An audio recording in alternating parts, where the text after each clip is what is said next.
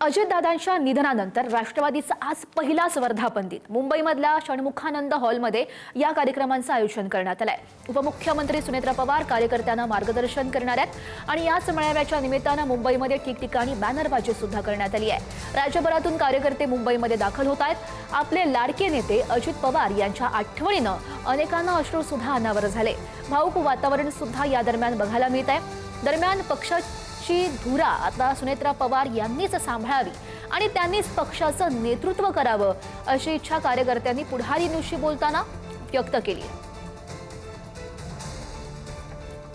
बिलीवच होत नाहीये की दादा आमच्यामध्ये नाही आहेत म्हणून, कारण त्यांचं जे व्यक्तिमत्व होतं ते एकदम बिनधास्त आणि परखड स्वभाव होता त्यांचा, त्याच्यामुळे त्यांना नक्कीच मिस करतोय आम्ही। हो, मी दादांना 2 वेळेस भेटलेली आहे।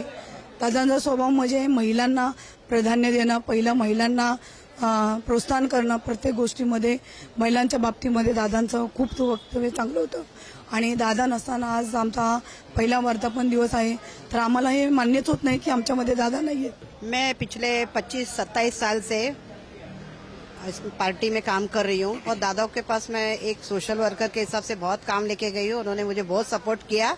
मैं आज उनको बहुत मिस करती हूँ। काश वो होते, हमारे जान में बैठे हुए, हमारे दिल में बैठे हुए, हमको हम उनको कभी बुला नहीं सकते।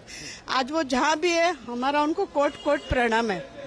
स्वर्गीय दादांचा जो काम करण्याचा पायंडा होता, रोखठोक आणि निडर स्वभाव आणि महाराष्ट्रामध्ये सर्वसामान्य माणसाच्या मनावर त्यांनी जी छाप निर्माण केली होती, ती छाप कधीही दुसऱ्या लोकनेत्याला करता आलेली नाही आणि त्यांच्या अनुपस्थितीमध्ये हा जो 27वा वर्धापन दिन होत आहे, नक्कीच सुनेत्राताई पवार ह्या त्यांच्या कार्यकर्तृत्वाचा गौरव पुढे नेतील असं मला वाटतंय। दादाला मला 4-5 वेळेस भेटलो होतो माझ्या मुलीच्या आणि मुलाचे ऍडमिशन दादामुळे माझी मुलगी आज डॉक्टर होत आहे।